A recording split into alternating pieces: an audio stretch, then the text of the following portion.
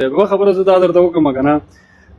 جمهوریتیان چې و تعلیم یې کړی و ما خپله ګوره زه درته وایم چې ما یو کال زده کړې په هندوستان کې کړي دي او بیرته راغلی یم رشخورو ته او د رشخورو نه بیا زه راغلی یم دغې لیکو ته ما ډېر تکلیف او ډېرې تنګسي ایستلي دي چې زه کله دغه ریپور هم ته رسېدم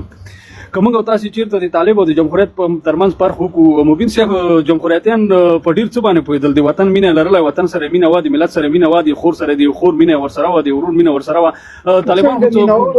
ودرېږئ مبین صاحب وخت راکړئ مبین صاحب خارجیان ګورئ مبین صاحب کچېرې جمهوریتیان په تعلیم برابر خلک وو هغوی د افغانستان په جغرافیه او په تاریخ باندې ډېر پوهې خلک وو په وطن مین خلک وو ته لاړ شې په امریکا کې مساله ګرځېدلی سې او امریکایي وژلی سې ګورئ کچېرې تاسې د امریکا بحث ګورئ کچېرې تاسې موږ سره د امریکا بحث کوئ په هغې به هم خبرې وکړو ته په امریکا کې له چاقو سره نه ګرځېدلی نه سې او دلته د امریکان راوستي و له ټانګو له توپو سره د موږ کورې بمباروه زه دې نر بولم لاړ شه ته په امریکا کې ودرېږه یو امریکایي په ساتلو وایي ستا سره څه کوي خو په دې باندې هم بحث وکړو خیر د وخت خوراک زه تاسې کور ته راغلی یم نو ته وایې وطن سره مو مینه وه نو تا څنګه مینه ده بلکل مو د وطن سره مینه وه ګورئ زه به دا درته وایم که چېرې تاسې په امریکایانو ما سره بحث کوئ نو که په 2001 ته موږ لاړ شو په 2001 کې ملا صاحب محمد عمر موجود و دلته موږ امریکایانو ته پرېښودو زه یو افغان یم مسلمان یم زه دا حق لرم چې ملا محمد عمر نه زه خپل حق واخلم چې ولې زه امریکایانو ته پرېښودم ګورئ ما امریکایان ما نه دي راوستي امریکایان ملا صاحب محمد عمر راوستي ودرېږه اوس ما پرېږدئ خبرو ته که نه ودرېږه امریکان ملا عمر راوستل سید ورته تسلیم خو نه شو او غلامي یې تا وکړله تا څنګه امریکان ملا عمر راوسته او غلامي تا کوله ټوپک یې تا واخیسته دریشي تا تنخوا تا ترې اخیستله ټانګونه یې تا ته درکول دا څنګه کېدلی شي ملا عمر تر خپله وسه پورې ورسره جنګ وکړه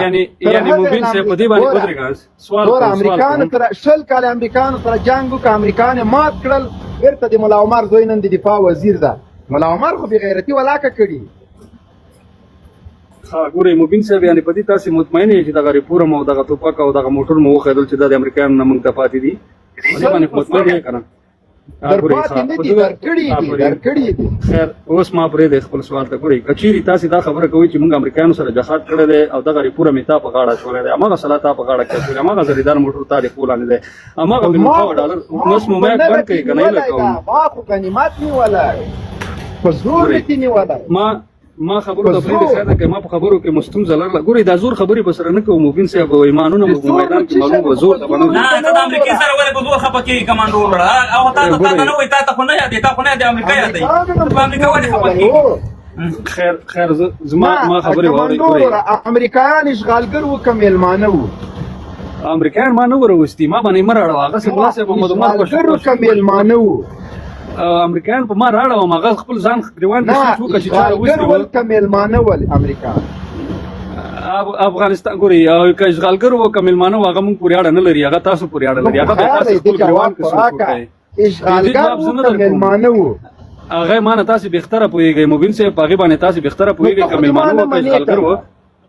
نه امریکایان اشغالګر که میلمانه وو هغه زه ما ته ګورئ هغه تاسې ته ما وویل چې ما راوستي نه دي ما ورته لارې نه دي صفا کړي زه ته نه تښتېدلی نه یم ما مسلمان تاسې ځان ته مسلمانان وایئ نه امریکانو تاسو ته اصلحې درکولې مهمات یې درکوه که نه باچا صاحب ما خبرو ته نه پرېږدي نو زه به خپل میک بند خیر ده ما جواب راکړه ته جواب نه راکړې امریکانو تاسو ته مرمۍ او اصلحې درکولې کلیواله میک مه بندوه جواب ورکړه که تاسو د اصلحو فابریکې مبین صاحب د اصلحې تاسو جنګ کوه دا کلتوس تاسو جوړ کړي که امریکانو درکړي که مبین صاحب زه نه ته یو سوال وکړم د کمانډو ورونه یو منټ تاسې ما پرېږدئ یو منټ نه جواب نشي درکولی د دې